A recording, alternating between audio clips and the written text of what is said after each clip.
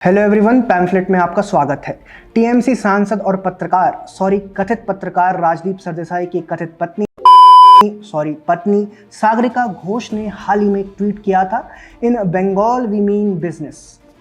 चल छुट्टी। अपने ट्विटर पर उन्होंने एक लंबा चौड़ा थ्रेड लिखते हुए बताया कि बंगाल में जल्दी ग्लोबल बिजनेस समिट शुरू होने जा रहा है और ईज ऑफ डूइंग बिजनेस के मामले में पूरे देश में बंगाल नंबर 1 है। मैं नहीं मानता।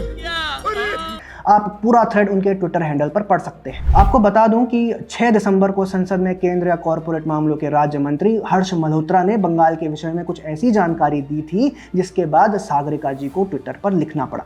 दरअसल भाजपा के राज्यसभा सांसद शमिक भट्टाचार्य के 3 दिसंबर को संसद में पूछे गए एक प्रश्न के उत्तर में राज्य मंत्री ने जवाब देते हुए बताया था कि साल 2019 से 2024 के बीच 2227 कंपनियों ने अपने रजिस्टर्ड ऑफिस पश्चिम बंगाल से बाहर शिफ्ट कर दिए हैं, जिनमें से कम 39 लिस्टेड हैं। किसी भी कंपनी को उसके रजिस्टर्ड ऑफिस वाले राज्य से दूसरे राज्यों में जाने के लिए एक लंबा प्रोसेस फॉलो करना पड़ता है।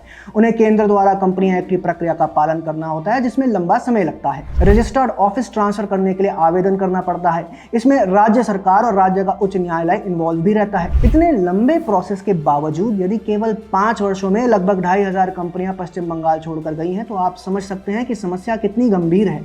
मजे की बात तो यह है कि ट्विटर में मिसेस सरदेसाई कह रही हैं कि Bengal is emerging as India's the new IT capital और विप्रो, कोग्नाइजेंट, इन्फोसिस सब बंगाल से ऑपरेट कर रहे हैं। शायद सागरिका जी अगर ट्विटर की दुनिया छोड़ बाहर कदम रखेंगी तो उन्हें पता चलेगा कि सच्चाई कुछ और है। अरे किधर गया ऑफिस? कहाँ गया ऑफिस? हटो रे। कुछ महीने पहले ही एनएसओ की एक रिपोर्ट आई थी जिसके मुताबिक बंगाल में 30 लाख लोगों की नौकरियां गई हैं। बंगाल मीन्स बिजनेस कहने वाली टीएमसी ने बंगाल की इंडस्ट्रीज का कैसा बेड़ा गर्क किया है यह सर्वविदित है।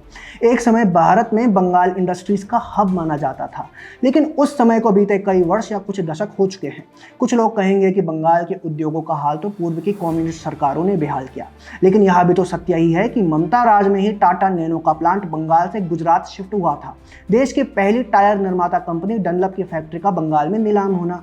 सत्ता में आने के बाद ममता सरकार जिस कारखाने का अधिग्रहण करना चाहती थी, उस कारखाने की नीलामी के साथ ही देश में डनलप की फैक्ट्री का भी अंत हो गया और वजह बना श्रमिकों का बकाया वेतन। यह अलग बात है कि समय समय पर मुख्यमंत्री ममता बनर्जी इन्वेस्टमेंट लाने के नाम पर विदेश में सैर सपाटा करती रहती हैं, लेकिन आज तक उसका फल बंगाल की जनता को नहीं मिला।